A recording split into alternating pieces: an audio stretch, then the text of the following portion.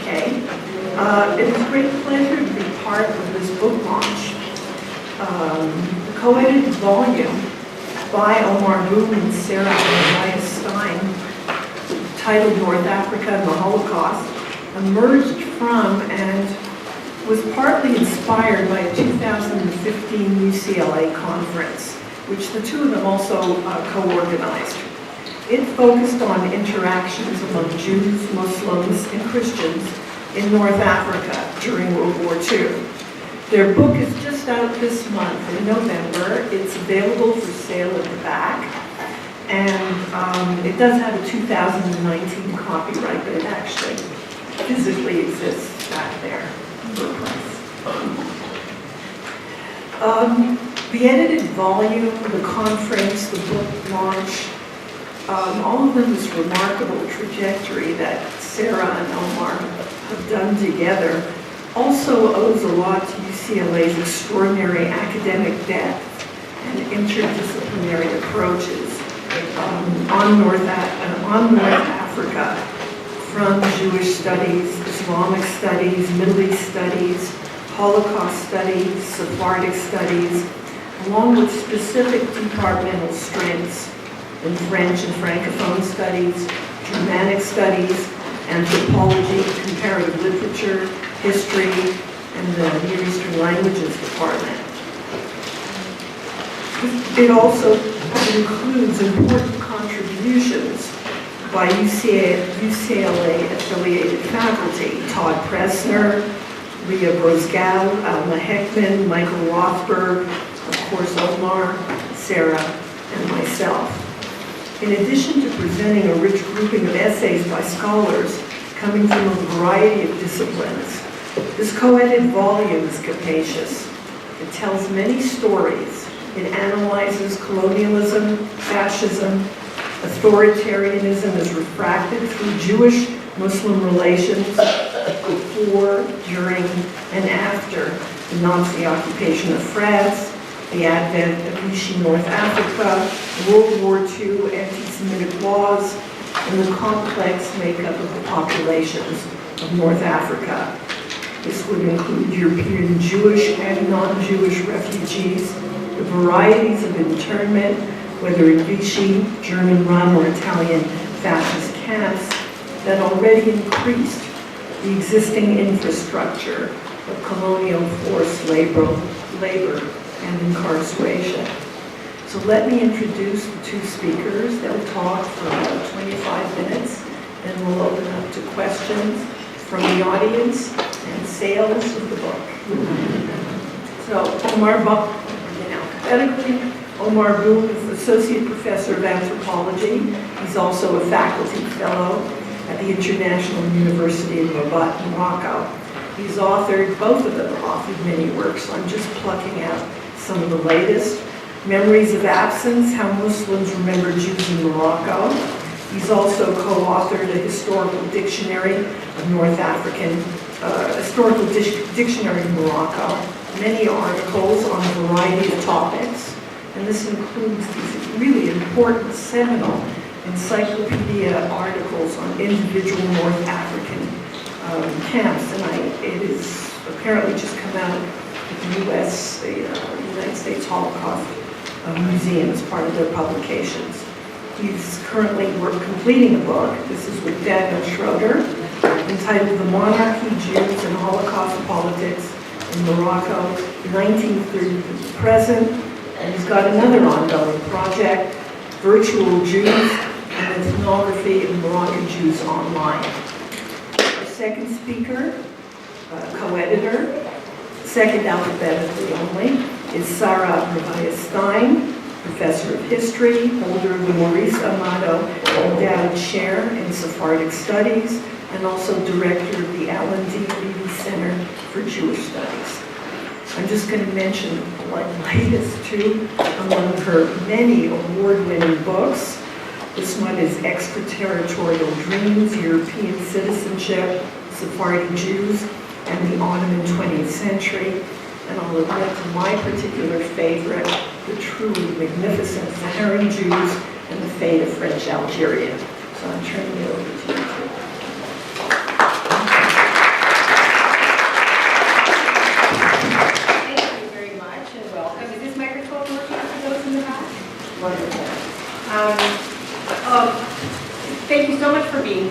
pleasure to see colleagues and students and so many friends in the audience.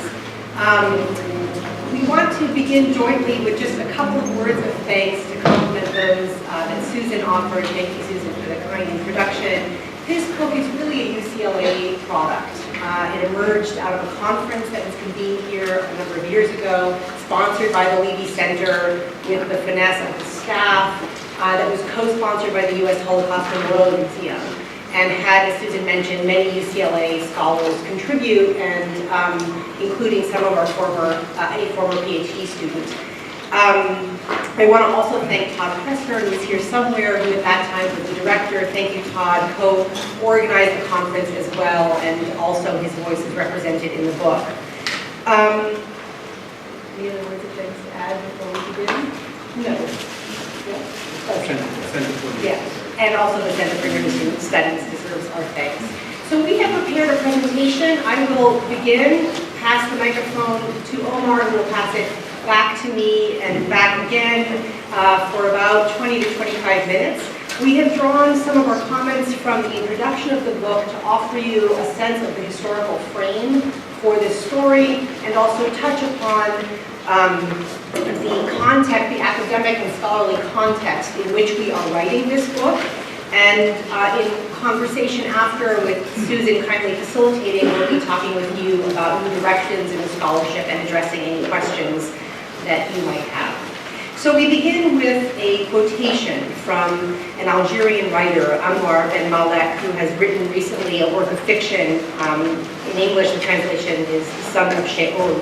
And we draw from his work the following quotation. "What would I have done if I had been a Jewish German on his way with all his family to the gas chambers, or worse, condemned to become a slave member of these unimaginable Sonderkommandos, expected to throw his own co-religionists into the flames of the ovens before being thrown there in his turn," end quote.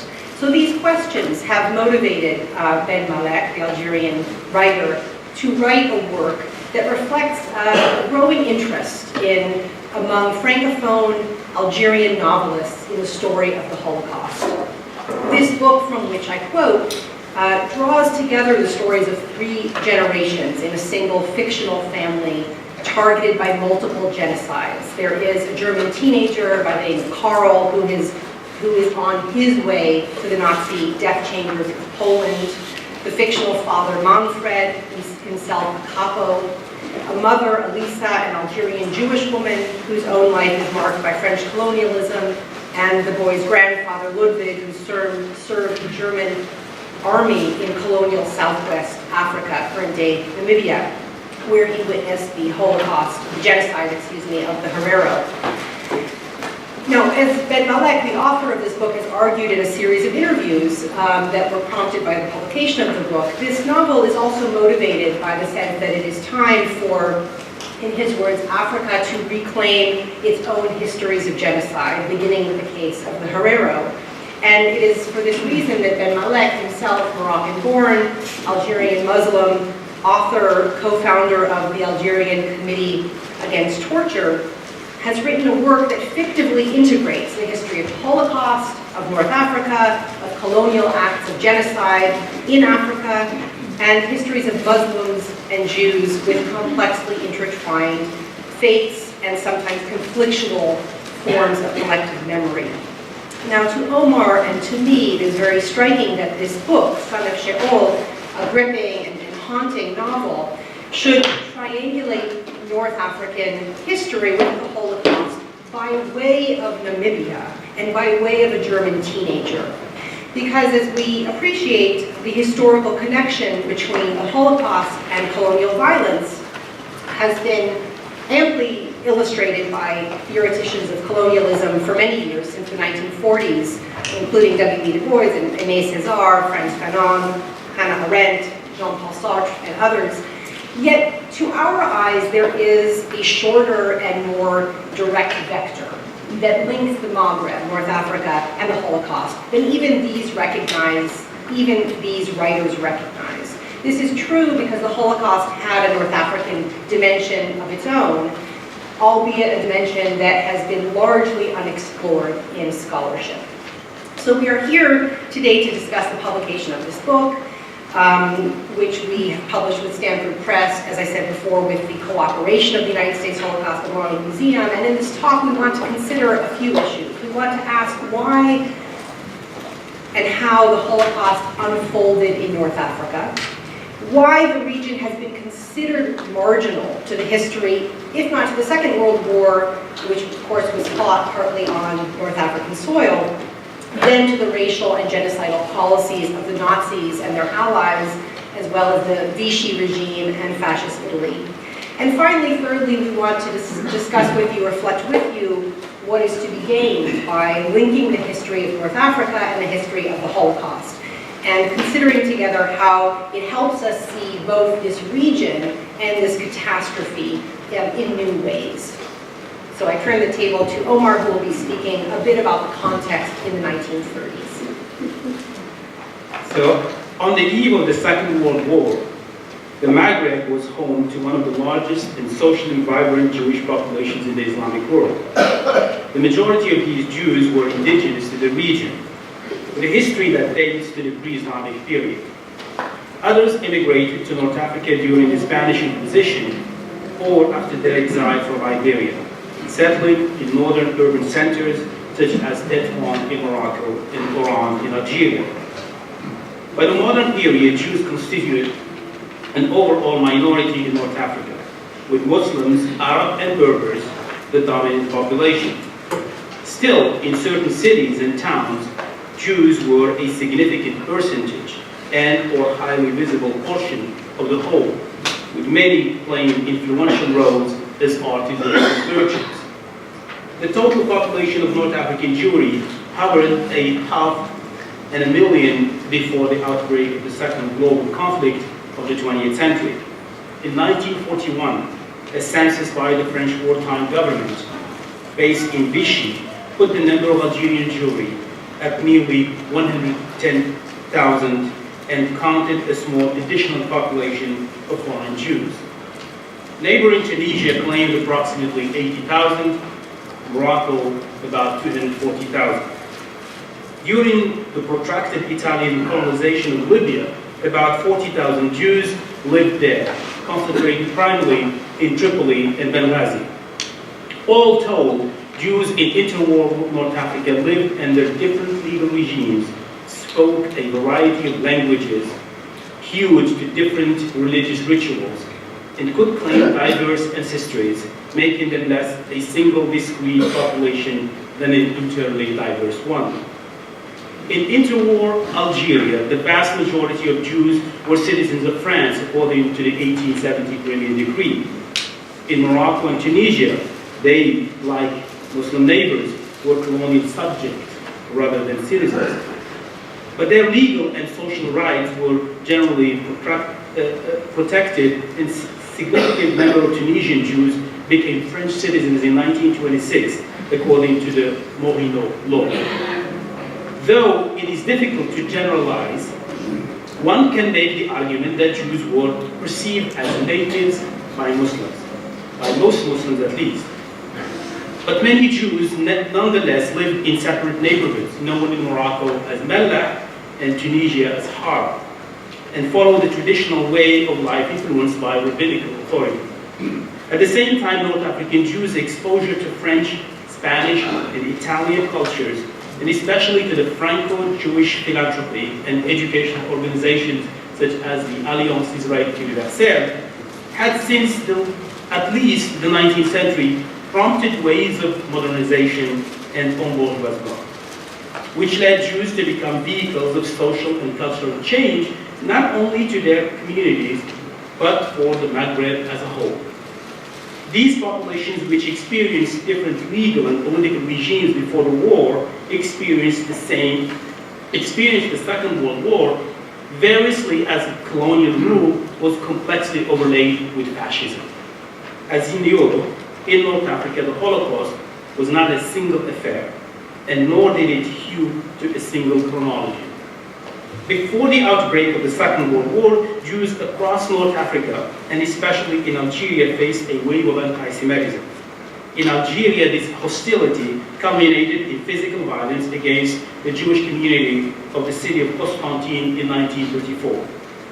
By the second decade of the 20th century, anti-Semitism was widespread among French settlers throughout Algerian cities.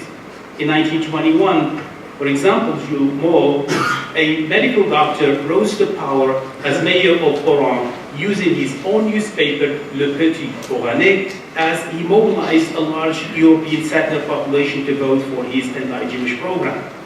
Oran, it should be clarified, was the second major city of the Algerian colony. It could claim a large European population comprised mostly of recent naturalized settlers, largely from Spain, known as the Neo.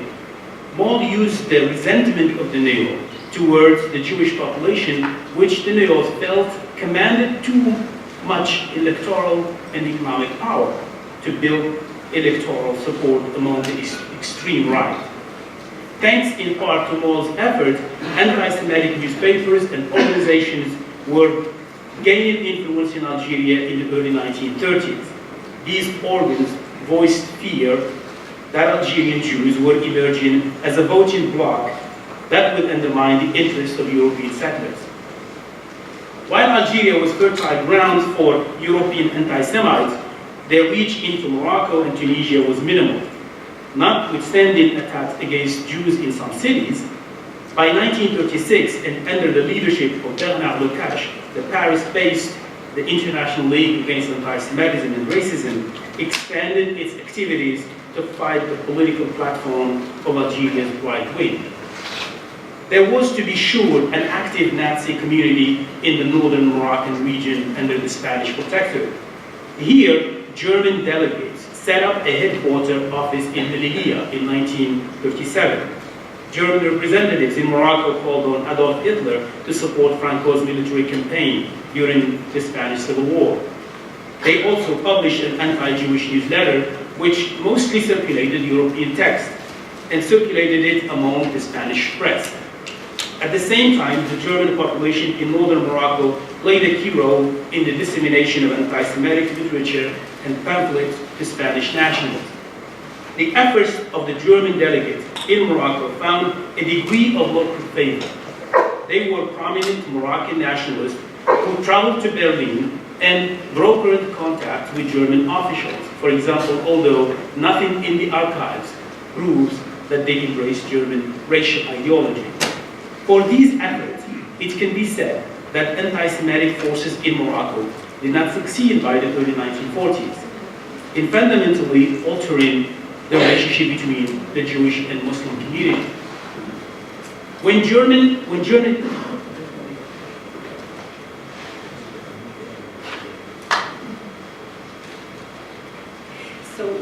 Germany occupied France in May of 1940, the terms of the armistice divided that country in two.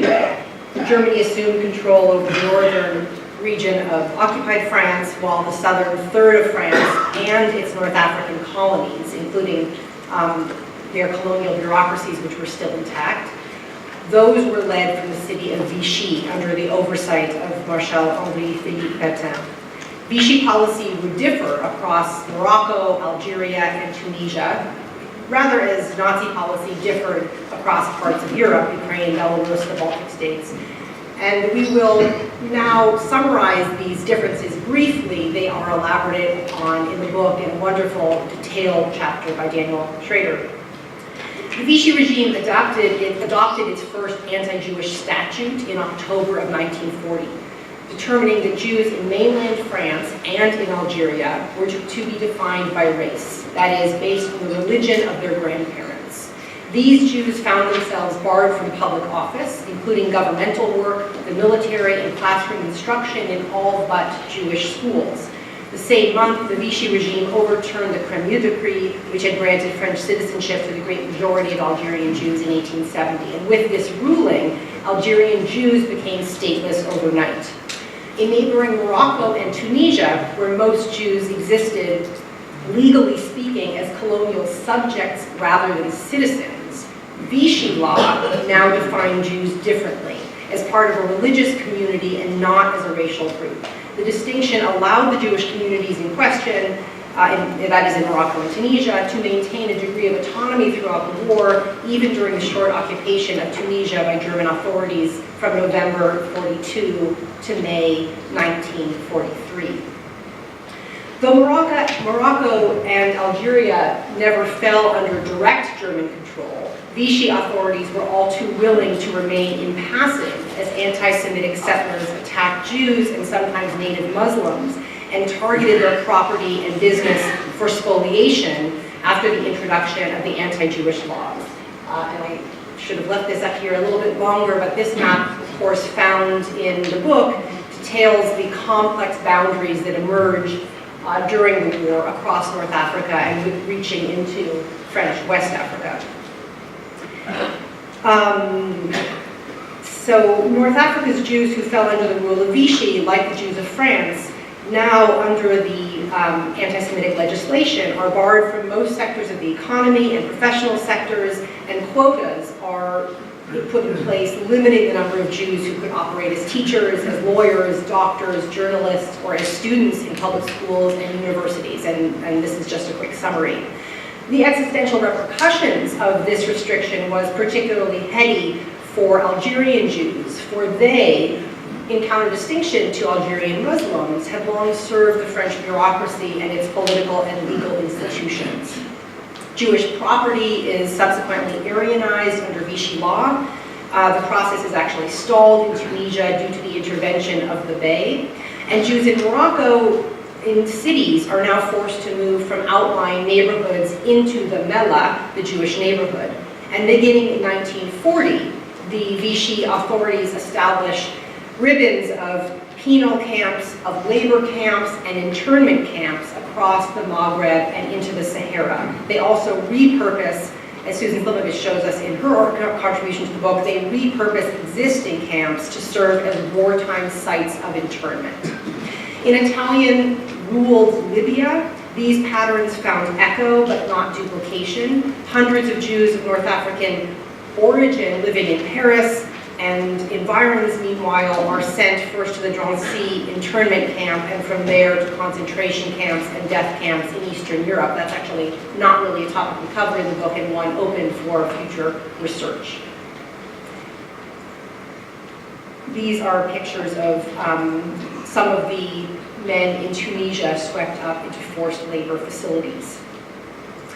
In the Maghreb and the Sahara, the inmate population in camps included North African Jews, including some who hold foreign passports, Allied prisoners of war, and an international population of men who participated in the Spanish Civil War on the side of the International Brigade, among others. And here you are seeing the first of two maps showing the dispersion of labor camps across the region.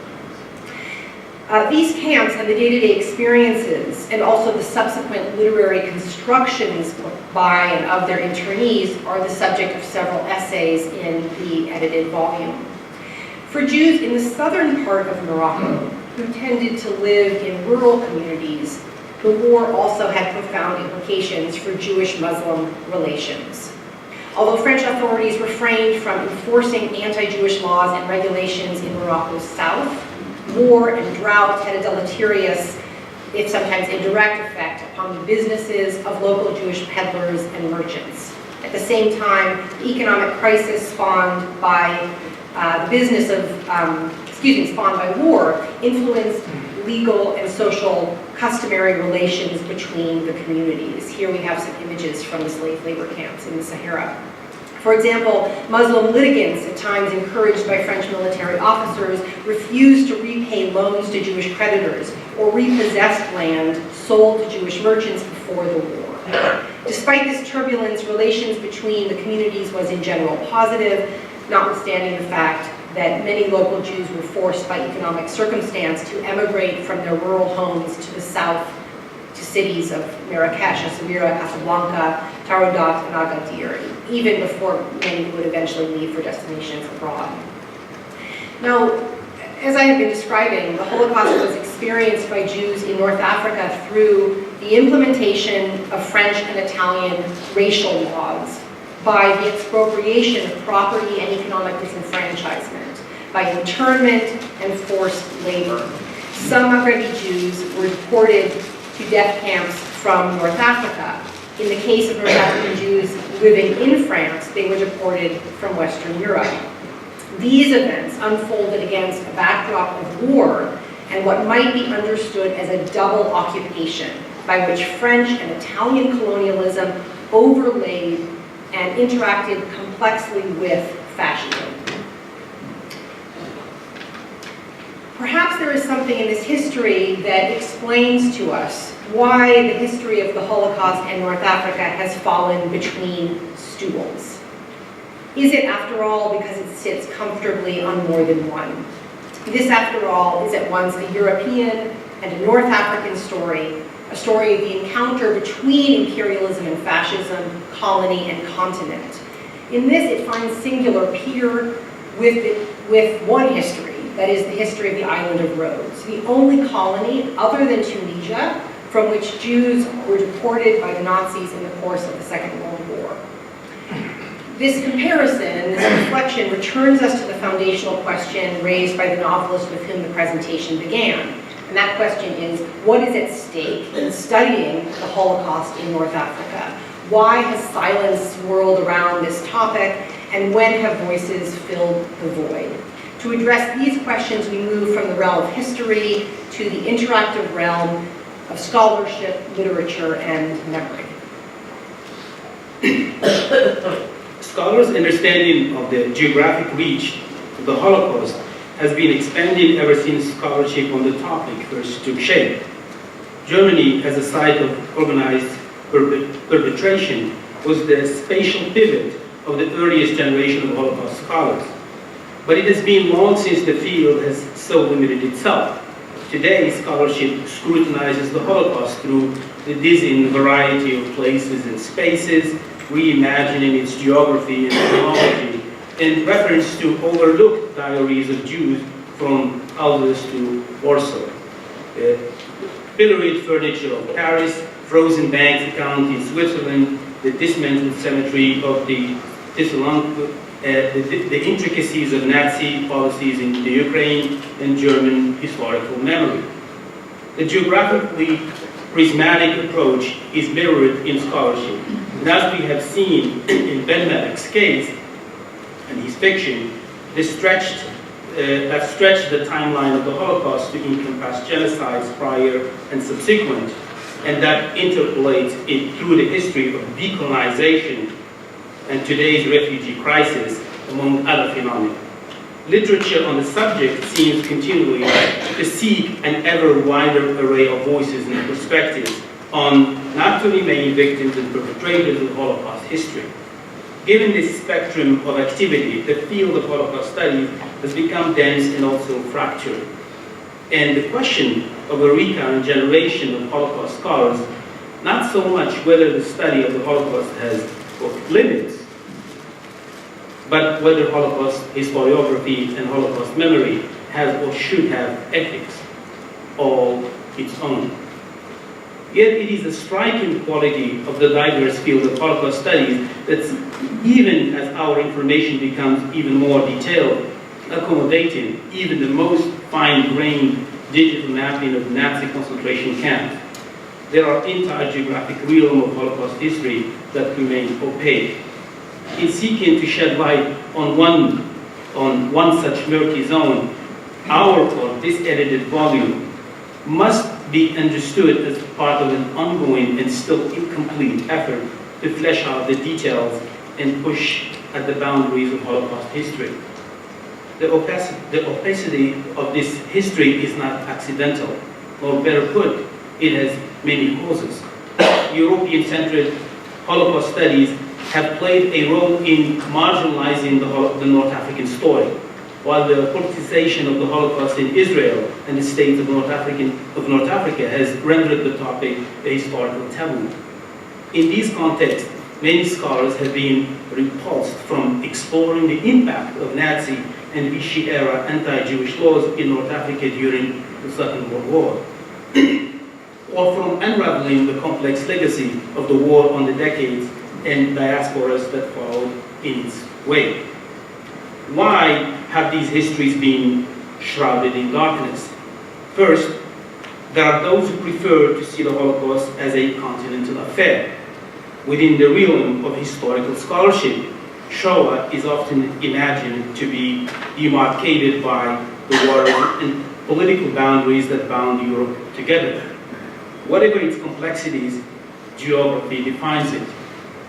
This position finds echoes in contemporary Israel, where the Holocaust has been long claimed as a European Jewish trauma, and at the self-same time, a generalized Israeli one. Thus, Israeli Jewish youth of North African and Middle Eastern heritage, along with Muslim citizens of this state, are expected to be swept up, along with all other Israelis, in the public witnessing and commemoration of European Holocaust history. A component even of kindergarten education in Israel. At the same time, Middle Eastern and North African Jewish histories, including the Holocaust chapter of North African Jewish story, are terribly underrepresented in curriculum and textbooks, constituting in the visual vocabulary of artists, activists, the Mizrahi artist Mir Gal, but, quote, 9 out of 400 pages of the typical Israeli textbook. Taking the view from the Maghreb, one becomes attuned to a second and converse point. For some scholars of North Africa, the Holocaust chapter is a distraction from a larger history and point shining the spotlight away from the long history of colonial violence against Muslims and towards the history of Jewish persecution. Other scholars of North Africa and the Arab world raise questions about the scholar attention afforded the Nazi death machine, arguing that there exist too many publications about the Holocaust and therefore no need for further inquiry. Whether for these reasons or others, one finds among surveys and documentary histories on North Africa an uncanny inverse parallel of the previous trend, the topical elision of the Second World War. There are exceptions to this trend. We can point to a pioneering work by Michel Abitbol, published in 1983, a variety of publications in French and German and English and Hebrew, which followed. Yad Vashem, the World Holocaust Remembrance Center, has explored the history of the Holocaust in North Africa in its encyclopedias, especially recently published ones, and a number of memory books have been generated by communities of North African descent in Israel. The United States Holocaust Memorial Museum is gathering archival material on Vichy France and its policies in North Africa and nurturing scholarship on this period. And we can point to a number of recent phenomena as well, including recent publications by the French Memorial de la Shoah and by Jerusalem's Ben Zvi Institute, both of which have published collections of writing on the Holocaust in North Africa. In non-academic circles in Israel, too, there's a rising trend to attend to Mizrahi and Maghrebi Jewish history after a long period of silence and sometimes deliberate marginalization. As early as the late 1960s, the Israeli government became alarmed that Sephardi and Mizrahi Jews in Israel perceived the Holocaust as a European Jewish story. And over time, this realization led to the development of educational and political programs that would seek to transform the Holocaust into a unifying Jewish and Israeli narrative, one that was intentionally meant to be accepted by Mizrahi and Sephardi youth as well as by Ashkenazi Israelis.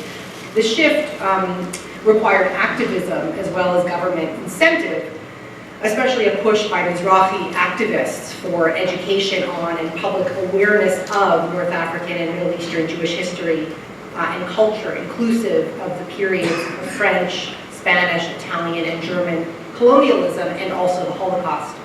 These efforts have had partial success, reflected in a recent Israeli Ministry of Education mandate to teach Mizrahi history in public schools. Writers of fiction have also been part of this effort. Yossi Sukari, who spoke here last year or the year before, an Israeli author of Libyan background, has joined the tide of those critical of an Ashkenazi leading narrative that continues to prevail in Israel. He wrote a novel in 2016 called From Benghazi to Bergen-Belsen, inspired by his mother's story, which presents a version of her astonishing journey. And if we move from Israel to the Maghreb, we can find that North Africans too are beginning to fill a deep void of silence around this topic, sometimes despite a large degree of personal risk, because the embrace of research on Jewish history and Holocaust history within the Maghrebi and Middle Eastern context is often associated with a degree of public stigma. The author with whom we began, Ben Malek, has even incurred death threats for his validation of the Holocaust. Continuing briefly now to talk about coverage of this topic so long ignored, we could also speak in Germany of how historians of the Claims Conference, including Jens Hoff, who contributes to our current volume, have uncovered North African Jewish histories of the Holocaust that were otherwise buried in archives. Many were propelled by the need to indemnify and constantly rethink categories of repatriation that were set in the 1950s. These scholars, including Jens Hoff, have been really indefatigable in documenting the unfolding of the Shoah in North Africa.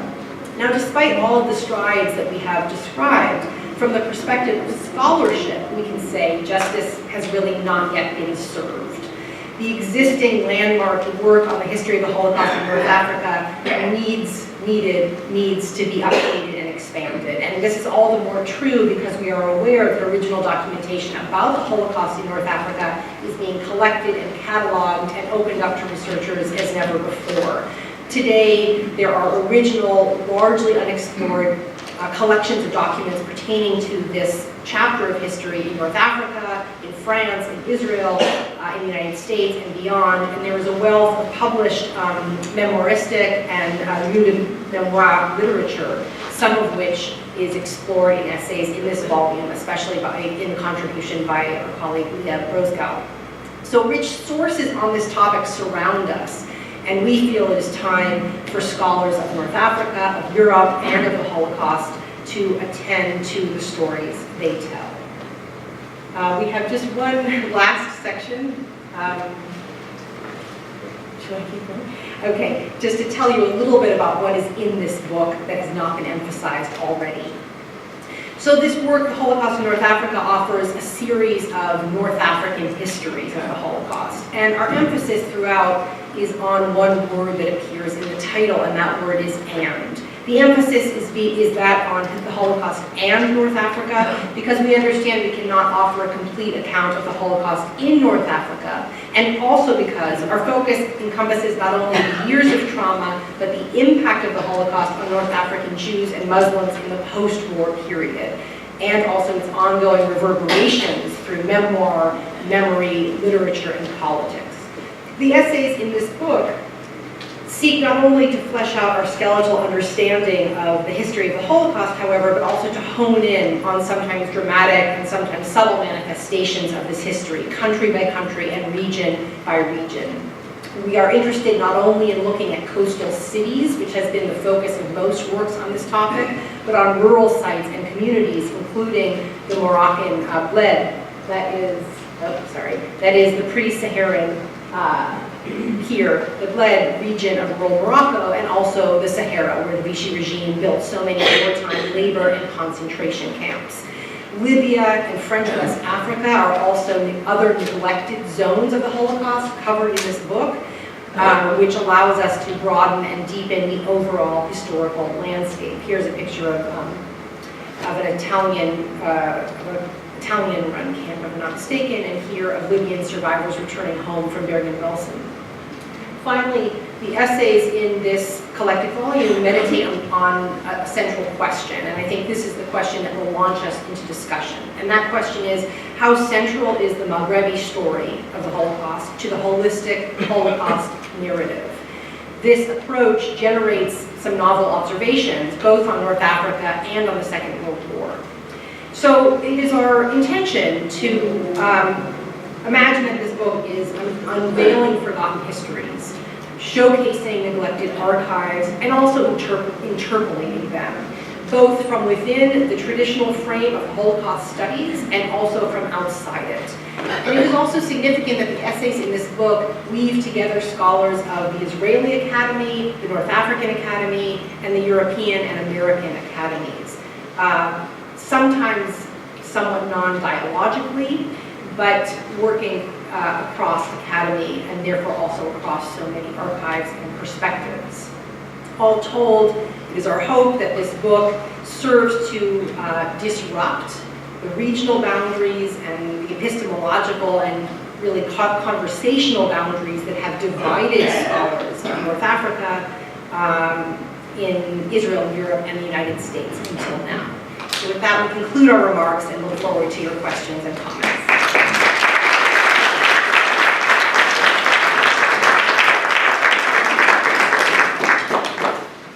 I'm hoping that you will be able to come up with lots and lots of questions. So raise your hand and I'll call on you. I see someone in the back there. Is that Jared?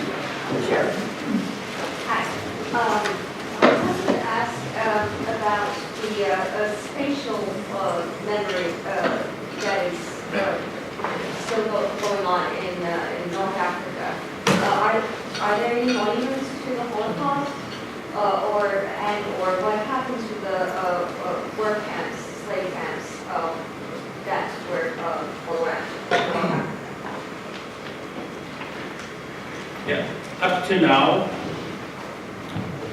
there is actually a project by the Moroccan Commission of Human Rights to put together a couple of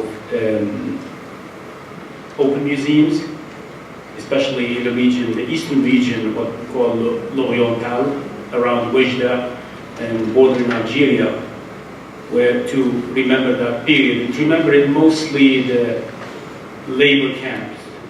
These are not death camps, these are labor camps that were put by the Vichy government to build the railroad. And to remember mostly the not only Spanish Republicans, but also remember a lot of the European Jews. There were very few, I would say, Algerian Jews in some of these camps, and few Moroccan, I would say a few Moroccan Jews who were mostly political dissidents. So that's the project, that's what's going on right now. I think part of Susan's work is on this right now. And but as far as Tunisia, there is definitely a memorial. There is a memorial that remembers mostly the people who were sent to Nazi camps in Eastern Europe.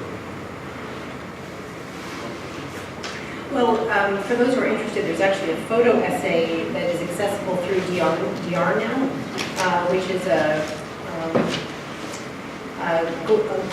geo-mapping site operated, I think, in tandem with Google Maps, run out by an academic collective. And one of our former PhD students, Alma Heckman, who has an essay in the book about Jews in the Communist Party and Jewish-Muslim relations during and after the war, through that lens of communism, created a photo essay by touring sites of the former labor camps in the Moroccan Saharan region, most of which are unmarked and unmemorialized. And you can view that exhibit by visiting the website Yarna. Yes? What do you know, what can you tell us about local educational efforts for the citizens of these countries about the Holocaust and the Jewish experience? I also want to mention, I think there have been a number of films that have dealt with the Holocaust, very revealing, and I think it's quite There is I would say that most of the efforts are happening in Morocco, and through the support, the monarchy is much involved in this because it's part of also its cultural diplomacy. It's tied into many state projects too. But what I would say that working with the Shoah Foundation in Paris, also the National Archives is now collecting documentation about World War II. And and there is also a program in Jewish studies where we have a lot of Moroccans, especially in some universities in Rabat and in Fez, who are doing research on this period right now. As far as secondary and primary education, there's just a new push now where the king has just given a speech in the United Nations where asking more governments, including the Moroccan government in the Arab world, to start thinking about these issues. And as part of the not only national history, but also as part of a push to work more on Jewish-Muslim relations in Morocco, but also, I think it also ties to what I call in my other project, the politics of hope, using the case of Morocco as a way to deal with the bigger case, which is the Arab-Israeli conflict. But there is certainly far less in other regions of North Africa, certainly in Algeria, Libya. Tunisia is a slightly different story, I would say, because there is an active scholarly collaboration between scholars in Tunisia and in France, publishing mostly French language scholarship, which touches on this history. But I do not see evidence that it has reached secondary schools or universities in any of those places. Can I ask a follow-up? Could you tell us, since you touched on it, has there been an opening up in the sense because of the Arab world regarding the subject because of this willingness to focus on that? I think it has to be seen because this is what I see now from a lot of it, small vignettes and some of the work I'm doing right now on the American community, especially in New York and in the Midwest, mostly in Chicago, which are interested in this project, the story of Mohammed V, the grandfather of the king. So there is definitely a lot of interest in him as far as the American community, Jewish community, in learning more about the story, learning more about the case of Morocco and North Africa in general. But we have to see, this has just started, I would say, 5 or 6 years ago. And a lot of Moroccan youth are also part of this, Muslim youth, especially a group called Mimuna. It's very much involved in this, and not only they organized the first conference on the Holocaust in Morocco in 2011, at the private university, and they even invited Holocaust survivors. So there is a debate going on, but it has yet to trickle down to the public school. And this is where the effort is being, but also thinking about it in the larger scheme of the relationship between Jews and Muslims during that period of the century. I also think, a further direction of study would be the return voyages of North Africans. Yeah. And what I see in Algeria is the attempt to renovate and do some sort of Franco, which is majority of Algerian Jews, 90% of them went to France, to maintain the cemeteries, synagogues, reallocate the spaces. So it is, back to Jaren's question, being worked out spatially, I would say. Yeah. What is the Jewish population now in North Africa? Is there a substantial group in any of these locations? Well, there's the summer population. It's about between Morocco, between 2,000 to 4,000. Permanent residents? Permanent residents, mostly older community. And Tunisia, I would say, close to 800. They just nominated now a minister of tourism now as part of the new government. And Algeria, less than 100. Libya, no. Okay, back there. Yes.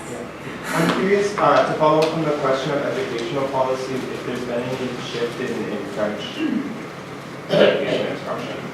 Like, are French students learning about this period of French policies, the French role in all of this? Yeah, well, In secondary schools or? In public schools.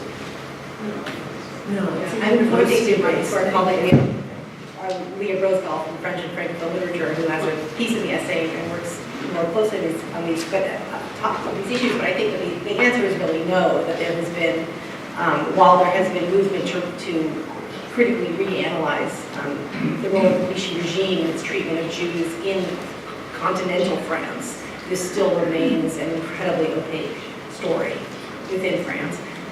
Except for the spoliation and indemnification, that the historians have given most of their efforts to return or document major documentation of what was taken from French Jews or French North African Jews. That's the Drake Commissioner. So, I'm going for the back. Michael? Yeah, I'd be curious to hear how you sort of change your own teaching, and how this works, how you have or how you would or could envision incorporating this material into, let's say, a more general course about the Holocaust on one hand, or a more general course about colonialism.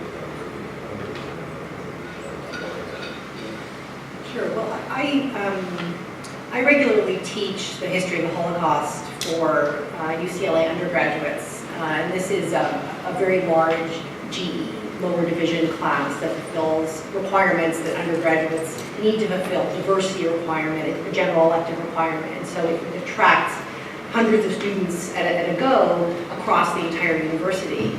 I have been teaching the history of North Africa within that class for many, many years, and also the other forgotten Holocaust history, which is the Sephardic Southeastern Europe of Greece, Bulgaria, other surrounding areas.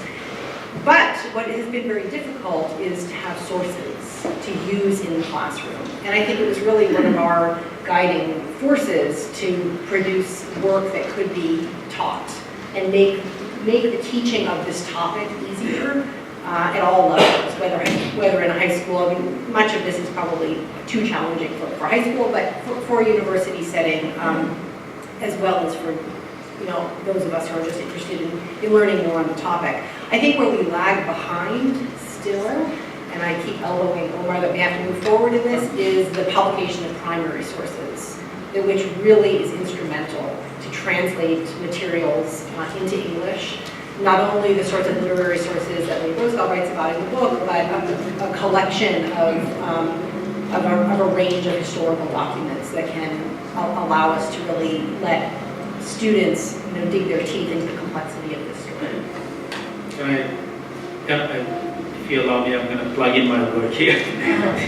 So one of the things I'm interested in right now, and I'm hopefully hoping to finish by the end of 2019, is a graphic novel where it brings together, I think this one of the ways this book has, this work with Sarah and other colleagues at UCLA influenced the way I think about things, is that given the fact that with the visuals and using maps and using graphic material, it's a way to introduce not only students within American universities and high school, but also North African universities and North African high schools, I think.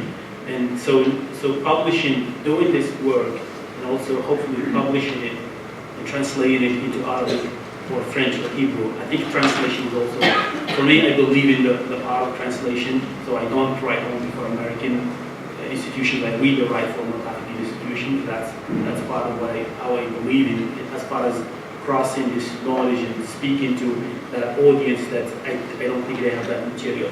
So that's the way I think about the classroom. So I think graphic novels is the way to go these days. You go to Barnes and Nobles and other places, that's what you see mostly. So, and I think, but also it has to be academic, so mixing the two, I think, is central as far as thinking about the classroom.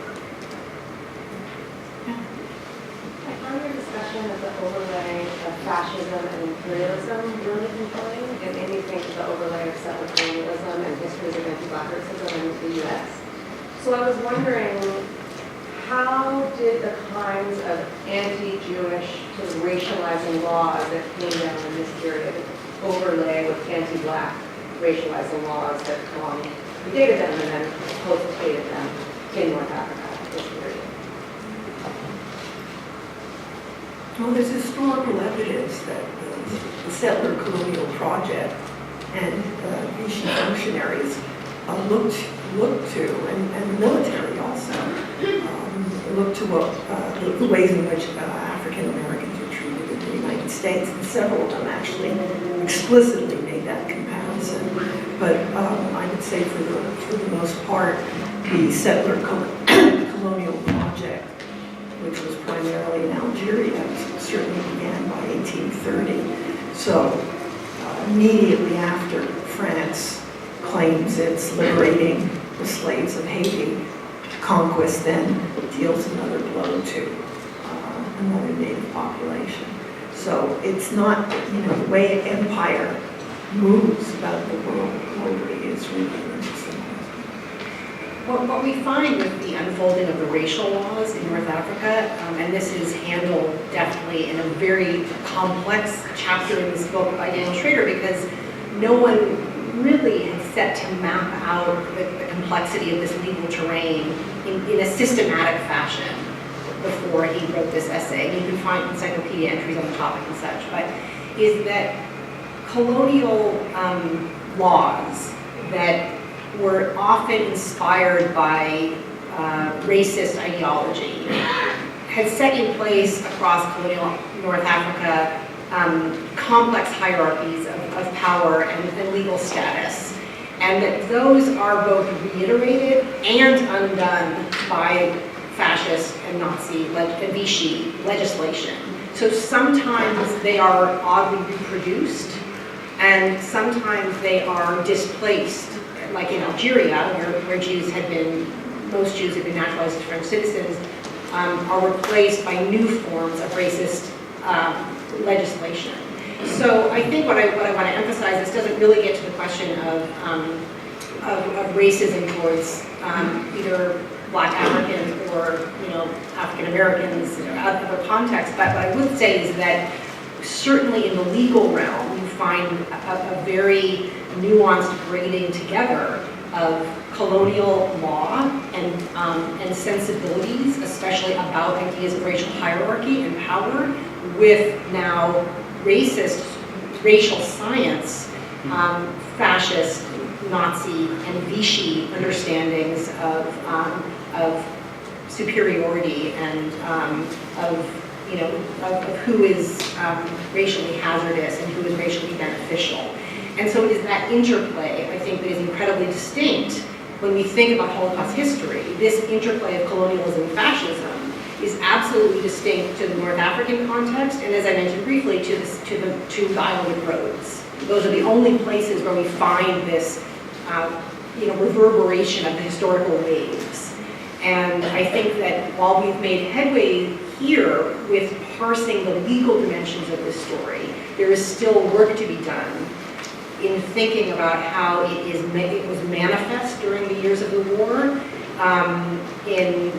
in relationships between Muslims and Jews, for example, experienced differently by women and men, by children and families, and of course the post-war legacy of those is also, which some of our authors do investigate, is a complexity waiting to unfold. Can I add something? I think one of the loopholes of the book is the Spanish case, Spanish protected case, and it's really, I think if we had time, and I think if we could find, and there are key scholars of the Spanish protectorate who have done work on the use of Senegalese, Sub-Saharan Africans, West Africans and also some North Africans in Franco's army. So if you use it, looking at the case of Asturias, for instance, 1924, looking at the Civil War and the use of how the Franco regime used North Africans, I've seen in the archives a lot of debates about and at least references to the race case, because also we have also the German racist discourse, Nazi discourse also being part of this. But it's definitely, even though Daniel Schroeder really clearly emphasizes these nuances and from a historical perspective, but also a legal perspective, we could have actually done a better job in terms of adding somebody who looked at the Spanish case. So there's an essay, one more thing, I'm sorry, but there's an essay here by Ruth Genio, who teaches at Hebrew University, on the Vichy laws in French West Africa. And I suppose the punchline of that is that while there was an almost a minuscule population of people who could be categorized as Semites according to Vichy racial theory, it was still incredibly important to the regime to extend their reach of racist legislation to West Africa. And she explores how this reverberates with histories of colonial racism. And we felt it was very important to spread the boundaries of this study really beyond North Africa into French West Africa, partly because it gets at this this incredibly thorny and complex relationship between colonialism and Nazi and fascist Vichy era law. Well, the topic is fascinating, and it seems to me the other thing we didn't even get close to is the way empire moves around racialized minorities. So Algerians are sent to repress Indo-Chinese, Vietnamese, the French call them Indo-Chinese. The Senegalese were sent all across North Africa to repress Moroccans, Algerians, all through the colonial period. West Indians from the French West Indies are sent also all over empire. It's one of the ways Fanon got to it. Algeria was being affected there by the French medical service. Volume 2. Yeah. Thank you so much for these really fascinating comments. I am comparing this case in my mind to the Armenian genocide in Turkey, and something that strikes me there is the radically different registers in which this history is talked about, the official state narrative, which is denialist, and then sort of critical scholarship and literature, which sort of delve into these topics, and then more on the ground stories that are told by people who live in these spaces in which this dramatic history was unfolded. So I was wondering if you could talk about that third register a little bit, the oral histories or the ethnographic uncovering of memories that are discussed today still in the communities that live around the sites where these camps were or where Jewish communities existed and now no longer exist. So my piece on my co-author's piece on the bled in southern Morocco with the Hatimi, Mohammed Hatimi, deals exactly with this. And it's mostly, it really emerges from conversations that I had with generations of great-grandparents, people 90 years older, who actually remember those. Including actually I have even stories of my father, from my father, who during the war he used to be a mail person. He delivered letters from the south to the Marrakesh. And he remembers stories of, he talks a lot about stories of French and policies mostly in the south.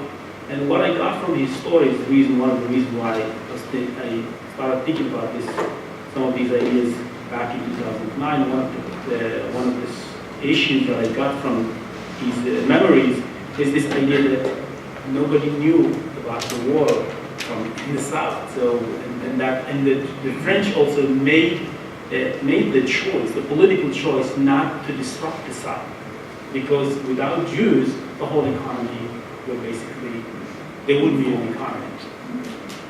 So you have in the cities, in Fez and Rabat and other major cities, some of these laws were implemented, especially at the urban level.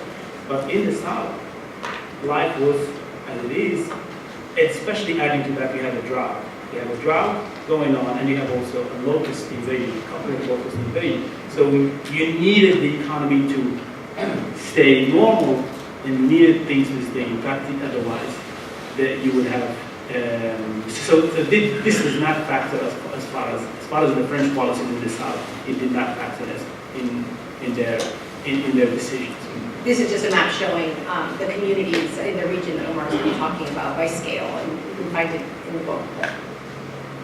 As far as today, I think Alma Hickman, I think is probably going to be part of the book. She does talk about some of these issues, and I think there is also Susan Miller from Davis, a historian from Davis, is working on a project related to this too.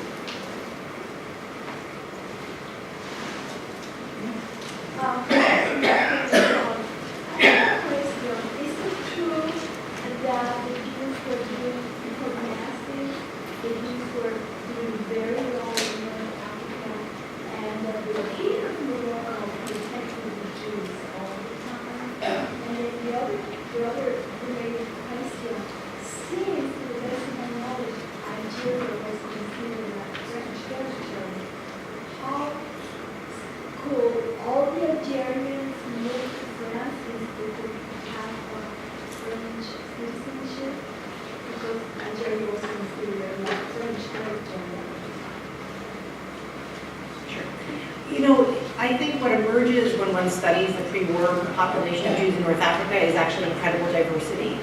Diversity by class, diversity in relationships to European culture, relationships to local communities, different levels of intimacy with Muslim neighbors, or in some contexts, Christian neighbors, diversity of religious practice. There's divisions within countries from north to south and from east to west. So it's extremely difficult to generalize, I would say, is perhaps the most important lesson about these contexts. Talk about the story of the Sultan, the king. He was 32 years old when the war. He was very. He didn't have a power. He didn't have any major power because he had a French Vichy government in control. But his relationship with the community was definitely a positive relationship. There is nothing in the archive that proves or shows that he collaborated with the Vichy. And that's the reason why you have this memory across the globe, this positive memory among Moroccans about him as their savior, and that even pushing Yad Vashem to recognize him as righteous among the nations. But that's the only thing that's, I think, and this is a story. It's a story from the Israeli perspective, from the Israeli government, from the American government. It's a story that's still evolving, and it's still being reshaped based on what happened in 1941 and 42. David?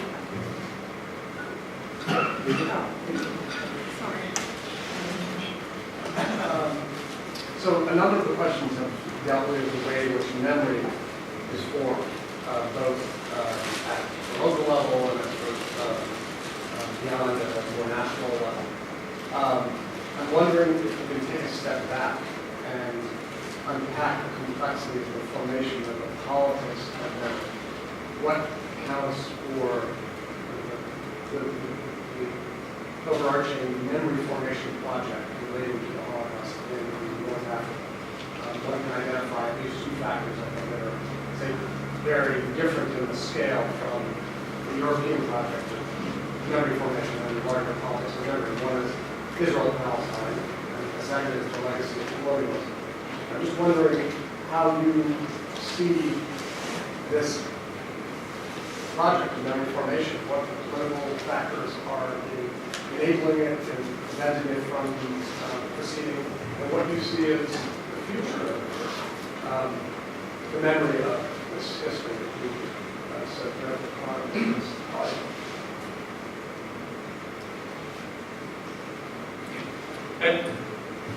I think you're right. I think the Arab-Israeli conflict trumps this memory. I think it silences it. I think it's a cloud over it because from a North African perspective, the moment you talk about the story of Jewish-Muslim relations and what happened in Europe, in North Africa, basically you are acknowledging whatever story you want as far as Arab-Israeli conflict. So that's definitely, it's still a cloud. Now, you step back, I think there is an official story that's being driven from, and this story, it differs from one place to another. I think we have to, that's why I think one of the interesting things about, you cannot think about North Africa or the Maghreb as one stories, different sub-stories and subplots. So definitely the Moroccans are really at the forefront of this. And there is part of this is about a political project, part of it is about convivencia, part of it is about Jewish-Muslim relations, which is, I think, in some ways, I think it's genuine, in some ways it's also politically strategic for the government. But also you have Tunisia. Tunisia is also, Algeria is not part of this. I think definitely Algeria. And Libya, of course, because the community doesn't exist. One of the other stories that a lot of people try to shy away from, I think, especially in North Africa, is this connection between some nationalists and the Germans. I think that's something, you do see some conversation in the rest, in the Middle East and Syria and in Iraq and Lebanon about this, basically to what extent the relationship between some of the nationalist movement and Germany, but you have still a timid conversation about this, even though the archives definitely shows that there was a major presence of the Germans in the north and their supporting practice. So that's part of the memory that's still, I think it's still being debated, or at least not yet fully acknowledged. But publicly, in terms of the general social strata and how people in the popular discourse talk about this, there's a lot of silence, and there's a lot. So even there's a very, Lawrence Rosen has written a very interesting book where the beginning of the story begins with how he's talking about this camp in close to Safaro, between Safaro and Fez. There was a camp there. That was part of the railroad, and he went and he asked people about, going back to the memory, and asked people about what's your memories of this, and nobody could tell that there was a camp there, and that's I think where a larger conversation has to be taken about how do we look at material culture, how we look at site and space and place to rethink about this, and that's I think where a lot of the work is being taught now, not yet fully implemented, but really a lot of the work is being taught about the Commission of Human Rights, because they see this as also part of educating new Moroccan citizen that thinks about not only this history and what this history might have meant racially, but also how you think about it, because they're trying to link it to how North Africans think about Sub-Saharan Africans, how they think about the question of the immigrants, whether you call it the economic immigrant or refugee or whatever, there has to be this respect. So they're trying to tie the present and the challenges that the societies are going through to the past. And for them, some of these stories about what happened in the 1940s and 1930s, these are stories that might be.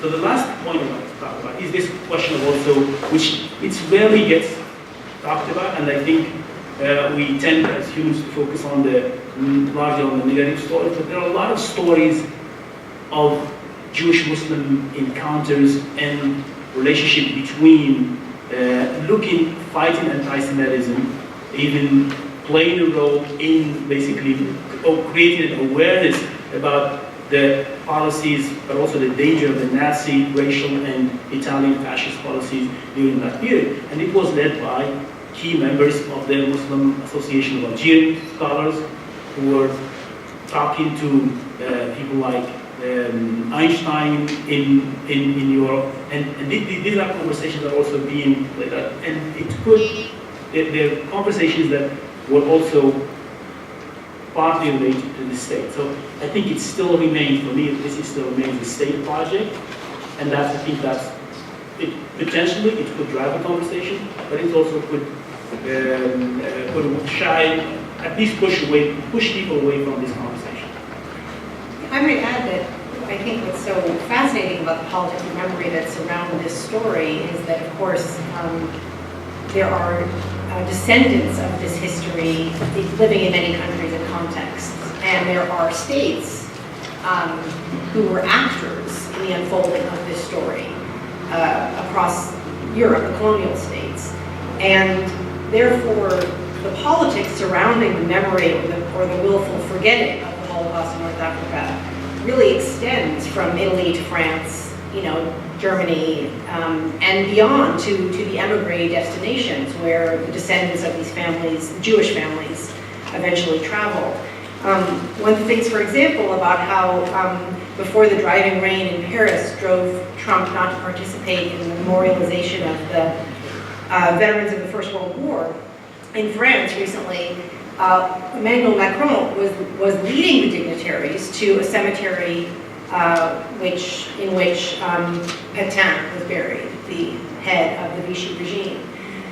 We know that there has been a reckoning in France with the culpability of the French leadership in the genocide of a portion of French Jewry. But has this story been unpacked? Have the crimes of Vichy really been taken to heart in France in the same fashion? I think the answer is fairly evidently no.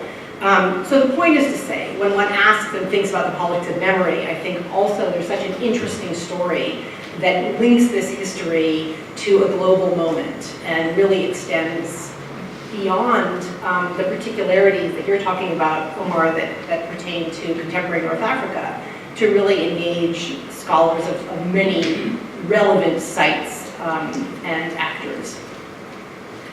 I'd also like to add there are layers of memory that overlap and impede. For example, the camps I studied were colonial era camps. They became Vichy era camps. They were then repurposed by the French during the Algerian War of Independence. They had been used in the 90s against Islamists during the Civil War.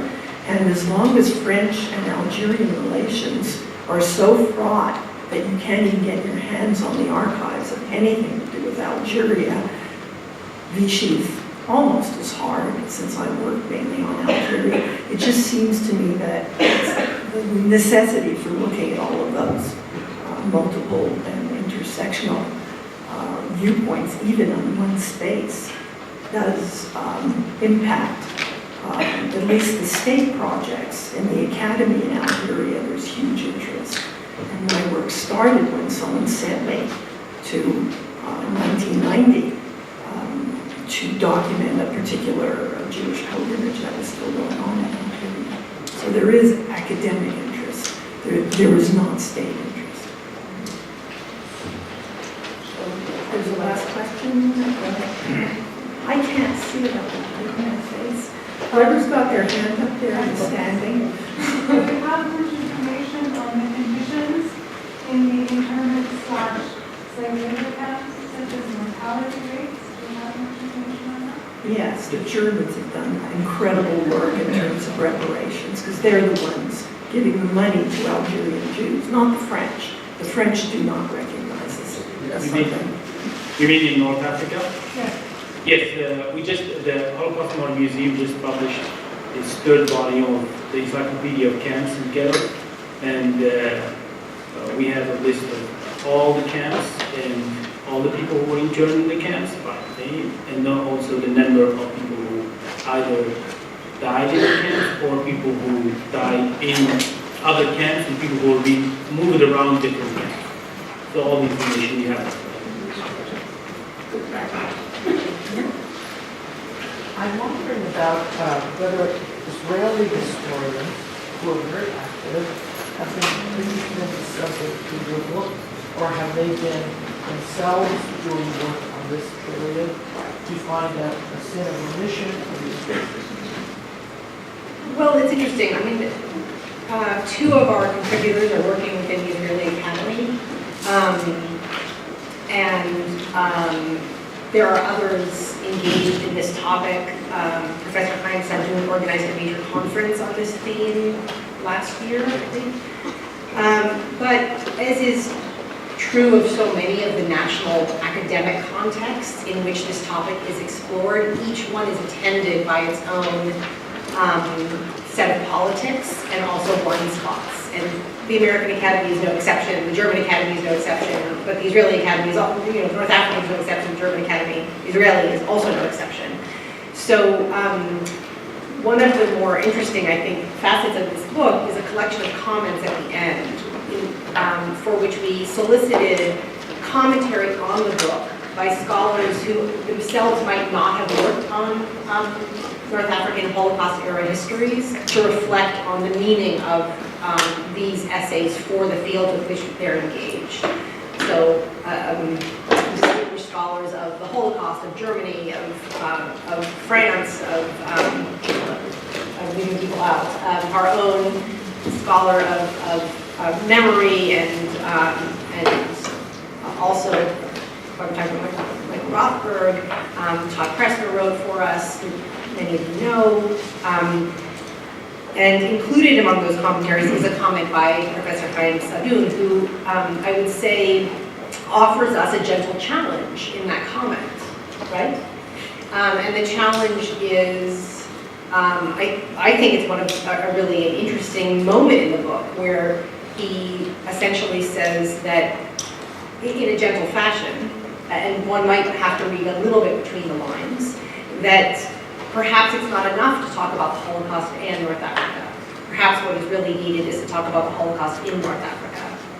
And in that comment lies a huge weight of suppositions and conclusions and speculations that reflect differences, I would say, that have defined the, not that one can entirely generalize, but defined up until now the Israeli academic approach to this topic versus others. But he has been laboring in the face of a great deal of silence for a long time. So he is, although his approach is perhaps differs than ours, he has been very heroic in pushing the agenda of this area of research.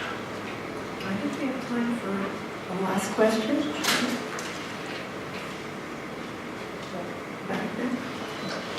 Well, I enjoyed really your talk and your beautiful reports briefly on the early times of the transition of the French protectorate of Morocco, for example, and the welcoming back of the current grandfather's king, Mohammed V,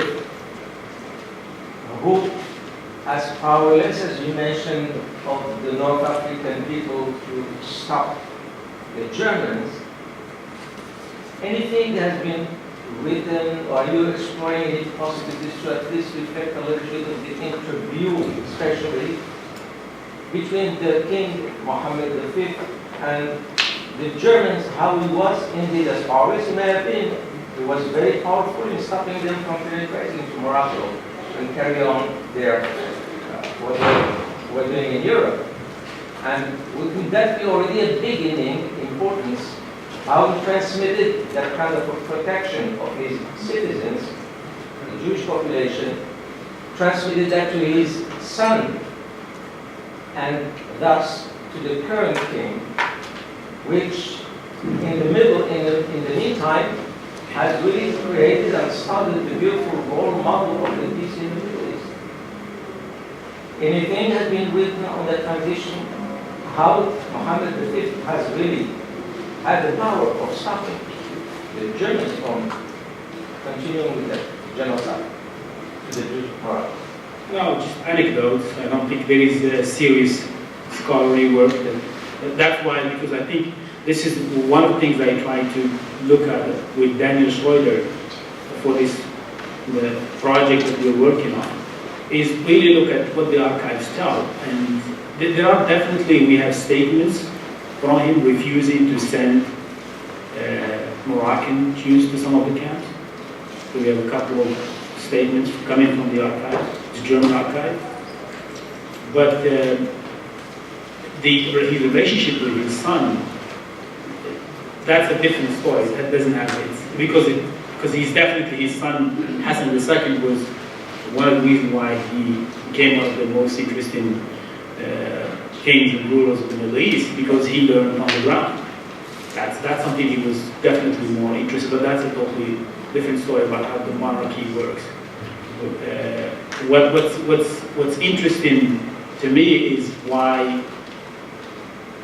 even though we don't have a lot of records about this, why the Moroccan Jewish community thinks of him as a righteous among the nations. That's the really interesting anthropological question for me, is where is this coming from? And I think it really has to do with the relationship between Jews and Muslims that precedes the 20th century. And also with the Maliki law. The Maliki law and its and how Maliki school of interpretation in Islam, that's the key legal interpretation within Morocco and the rest of West Africa, is a model. It really allows this encounter and this collaboration and partnership between Jews and Muslims. So that's when you finish the book, you'll be the first ones to get a copy. It's clear there are more books coming out. Thank you very much. Thank you, George.